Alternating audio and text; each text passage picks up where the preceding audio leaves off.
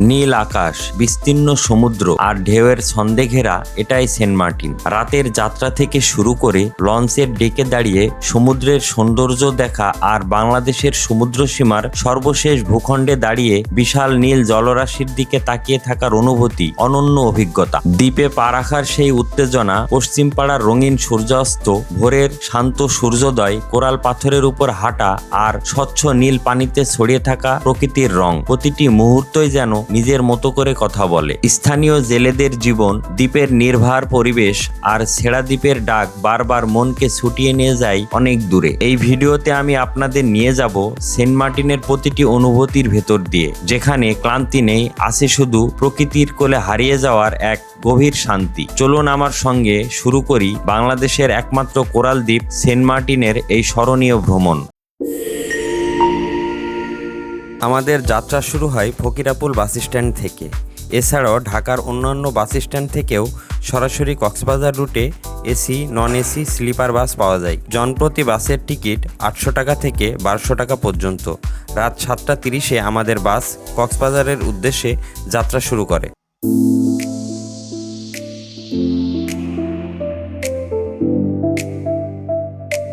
চলতি পথের খানিকটা ক্লান্তি লাঘব করতে কুমিল্লার মনোরম মায়ামি রিসোর্টে আমাদের বাস প্রায় 20 মিনিটের জন্য যাত্রাবিরতি নেয়।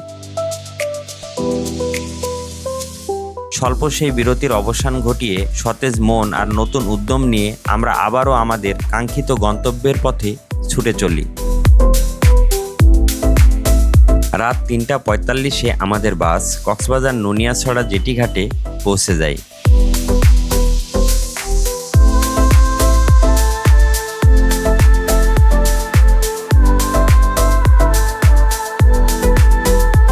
এখানে অনেক ছোট ছোট রেস্টরুম ভাড়া পাওয়া যায়। আপনারা চাইলে লঞ্চে ওঠার আগ পর্যন্ত বিশ্রাম নিতে পারবেন। এখান থেকে সবগুলো লঞ্চ সকাল 7টা থেকে 8টার মধ্যে সেন্ট মার্টিনের উদ্দেশ্যে ছেড়ে যায়। তবে এখানে রেস্টরুম ভাড়া নেওয়ার আগে অবশ্যই ভালোভাবে কথাবার্তা বলে নেবেন।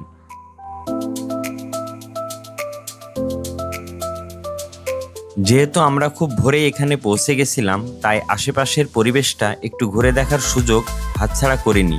চারপাশের সকালের সতেজতা উপভোগ করতে করতে এখানেই আমরা আমাদের সকালের নাস্তা সেরে নিলাম।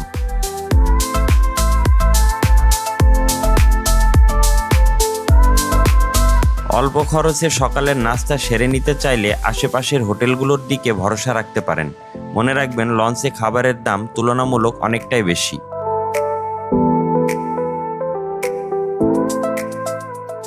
আপনারা চাইলে নুনিয়াছড়া জেটিঘাট থেকেই সরাসরি লঞ্চের টিকিট সংগ্রহ করতে পারেন। পাশাপাশি অনলাইনের মাধ্যমে খুব সহজেই লঞ্চের টিকিট ক্রয় করার সুবিধা রয়েছে।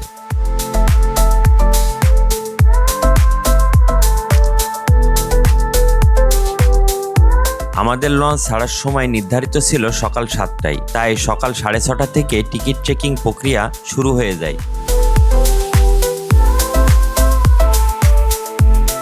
এখান থেকে একাধিক লঞ্চ ছেড়ে যাওয়ায় সবাই নিজ নিজ গন্তব্যের লঞ্চ অনুযায়ী সারিবদ্ধভাবে লাইনে দাঁড়িয়ে টিকিট চেক করায়।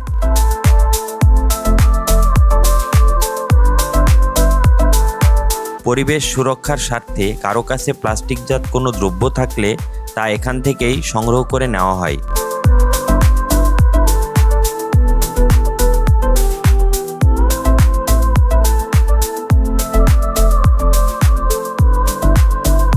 সকাল ঠিক 7:10 নুনিয়াছড়া জেটিঘাট থেকে আমাদের লঞ্চ সেন্ট মার্টিনের উদ্দেশ্যে যাত্রা শুরু করে। সেই মুহূর্তে মনের গভীর এক অন্যরকম আনন্দ আর উত্তেজনার জন্ম নেয়। চারপাশে বিস্তীর্ণ নীল সমুদ্রের জলরাশি দেখতে দেখতে দৃষ্টিকে সামনের দিকে মেলে ধরে আমরা ধীরে ধীরে এগিয়ে চলি আমাদের স্বপ্নের গন্তব্যের পথে।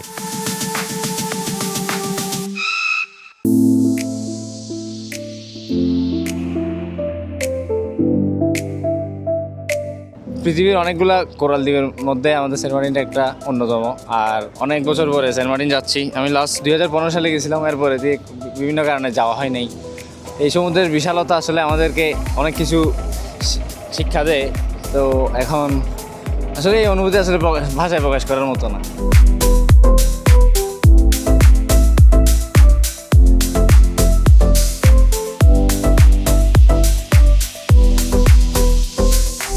সেন্ট মার্টিনের পথে এগোতে এগোতে নীল সমুদ্রের বিশালতা চোখ জুড়িয়ে দেয়। ঢেউয়ের ছন্দ আর বাতাসের স্পর্শে মনে হয় প্রকৃতি নিজেই আমাদের স্বাগত জানাচ্ছে। দৃষ্টিসীমার মধ্যেই ধীরে ধীরে যখন সেন্ট মার্টিন দ্বীপটি ভেসে উঠল, তখন মনের ভিতর এক অপার্থিব আনন্দের অনুভূতি জন্ম নিল। মনে হচ্ছিল আর কতক্ষণ, কখন নামবো সেই স্বপ্নের দ্বীপে। উত্তেজনা আর আনন্দ মিলেমিশে হৃদয়টা তখন শুধু একটা কথাই বলছিল, আমরা প্রায় পৌঁছে গেছি।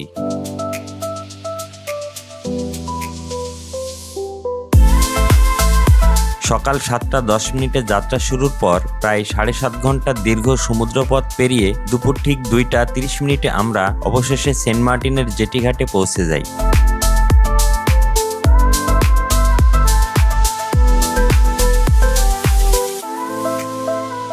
জেটি ঘাটে পা রেখে আমরা ধীরে ধীরে সেন্ট মার্টিনের ভিতরের দিকে হাঁটতে শুরু করি।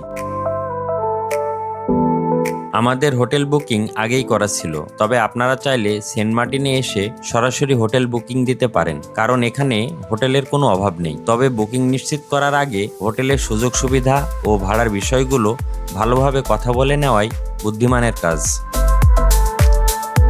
হোটেলে মালপত্র রেখে আর দেরি না করে আমরা সঙ্গে সঙ্গে বেরিয়ে পড়ি সেন্ট মার্টিনের অপরূপ সৌন্দর্য দেখার জন্য।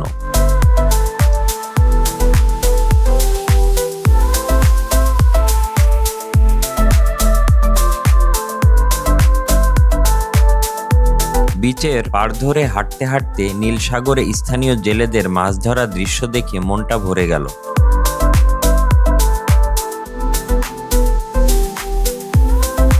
এই মাছগুলো এখানকার স্থানীয় মানুষরা অনেক সময় নিজস্ব পদ্ধতিতে শুটকি তৈরি করে, পরে তা বাজারে বিক্রি করে জীবিকা নির্বাহ করেন।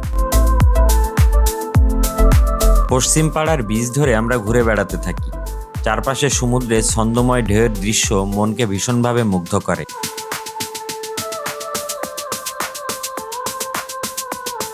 সন্ধ্যার নরম আলোয় ধীরে ধীরে সূর্য ডুবে যাওয়ার সেই অপূর্ব মুহূর্তটি দেখে দিনটার পরিপূর্ণতা যেন সত্যিই পূর্ণতা পায়।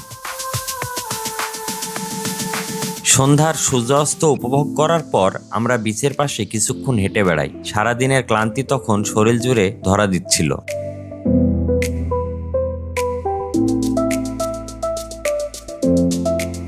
সেই ক্লান্তি নিয়েই বিচের পাশ থেকে কিছু তাজা মাছ কিনে হোটেলে এনে ফ্রাই করে রাতের খাবার সেরে নিলাম। খাওয়া শেষে স্থানীয় বাজারটা ঘুরে দেখি আর আমরা হোটেলে ফিরে আসি, কারণ পরের দিন ভোরে সূর্য ওঠার অপূর্ব দৃশ্য দেখা লাগবে। সকালে সূর্যোদয়ের দৃশ্যটা ছিল সত্যি অপূর্ব, যা নিজে চোখে না দেখলে ভাষায় প্রকাশ করা যাবে না। সূর্যোদয়ের অপূর্ব দৃশ্য উপভোগ করার পর আমরা পুরো সেন্ট মার্টিন দ্বীপ জুড়ে ঘুরে দেখতে বেরিয়ে পড়ি।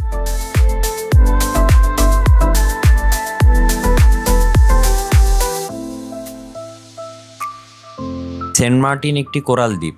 আমরা পুরো দ্বীপ ঘুরে কোরাল পাথরের উপরে উঠি, তবে খালি পায়ে নয়। এখানে জুতা বা স্যান্ডেল পরা অত্যন্ত জরুরি।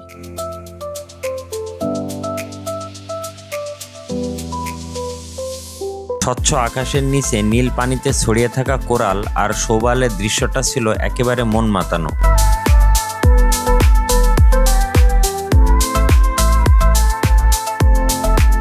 সারাদিনের ঘোরাঘুরি শেষে আমরা আগামীকালের পরিকল্পনায় মেতে উঠি। ছেড়া দ্বীপ দেখার প্রস্তুতি শুরু করি।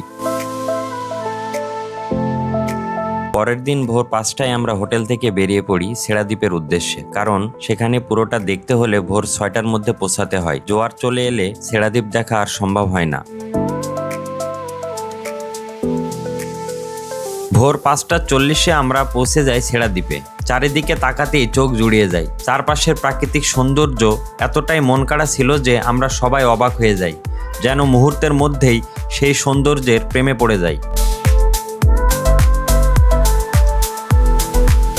ছেড়া দ্বীপ থেকে সূর্য ওঠার দৃশ্যটা ছিল একেবারেই অন্যরকম। মনে হচ্ছিল সূর্যটা যেন আমার চোখের সামনেই ধীরে ধীরে সমুদ্রের বুক চিরে উঠে আসছে। সেই মুহূর্তের অনুভূতি ভাষায় বোঝানো কঠিন, এক কথায় যা নিজে চোখে না দেখলে বোঝানো যায় না। আমাদের ইচ্ছা ছিল বাংলাদেশের সমুদ্র সীমার শেষ ভূখণ্ডে দাঁড়িয়ে সমুদ্রকে দেখার। সেই লক্ষ্যেই আমরা সময় নষ্ট না করে দ্রুত গতিতে এগিয়ে চলেছিলাম, কারণ দেরি হলে সেখানে পৌঁছানো যেমন অসম্ভব হতো, তেমনই সেরা দ্বীপটাও পুরোটা ঘুরে দেখা সম্ভব হতো না। সম্মানিত পর্যটকদের দৃষ্টি আকর্ষণ, সেরাদ্বীপ সংরক্ষণের জন্য নির্ধারিত এলাকা প্রবেশ করা সরকারিভাবে সম্পন্ন নিষেধ। আপনারা জানেন দ্বীপের পক্ষপাতহীন গণবিজ্ঞপ্তি দেওয়া হচ্ছে পরিবেশ অধিদপ্তর, পরিবেশ বন ও জলবায়ু পরিবর্তন মন্ত্রণালয়। ভাই আপনারা তাড়াতাড়ি উপর দিকে ব্যাক করেন, জোয়ার আসলে ভরে যাবে, কিন্তু পরবর্তীতে বিপদে পড়ে যাবেন, পার হতে পারবেন না। তুই উপর দিকে ব্যাক করেন। সেরা দ্বীপ সম্পর্কিত নোটিশ শোনার পর আমরা আরো দ্রুত সমুদ্র সীমার শেষ ভূখণ্ডের দিকে এগিয়ে যাই। এগোতে এগোতে চারপাশের অপরূপ দৃশ্য আমাদের চোখ জুড়িয়ে দিচ্ছিল।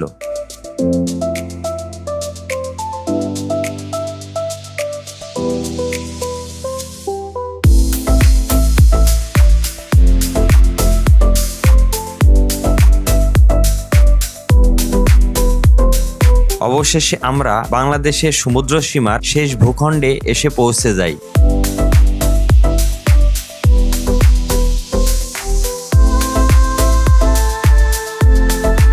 একবার কল্পনা করে দেখুন, আপনি দাঁড়িয়ে আছেন বাংলাদেশের সমুদ্র সীমার শেষ ভূখণ্ডে। আপনার সামনে শুধু সীমাহীন নীল সমুদ্র আর জলরাশি। যে দৃশ্য দেখলে মন আর আত্মা দুটোই ভরে যায় এক অদ্ভুত প্রশান্তিতে।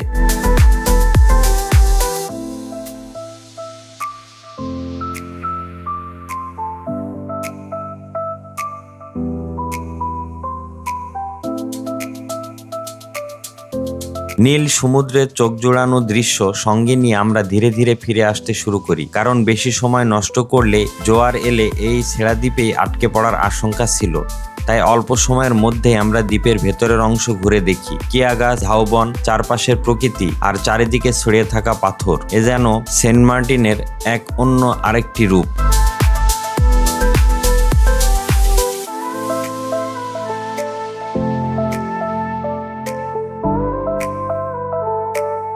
সেরা দ্বীপ ঘুরে আমরা হোটেলের দিকে রওনা দিই, কারণ আজ দুপুর 3টায় আমাদের আবার লঞ্চে চড়ে কক্সবাজার ফেরত যেতে হবে।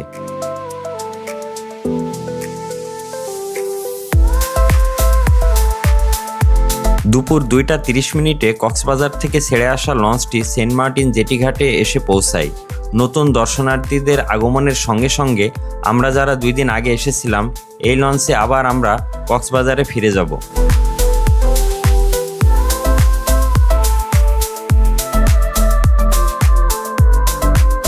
আমি মনে করি বাংলাদেশের এই অপরূপ সৌন্দর্য দেশের সব শ্রেণীর মানুষের অন্তত একবার নিজের চোখে দেখা উচিত। আর যদি আমার এই ভিডিওটি আপনাদের ভালো লেগে থাকে তাহলে অবশ্যই কমেন্ট করে জানাবেন। আপনাদের প্রতিটি কমেন্টেই আমাকে আরও ভালো কন্টেন্ট তৈরি করার অনুপ্রেরণা যোগায়।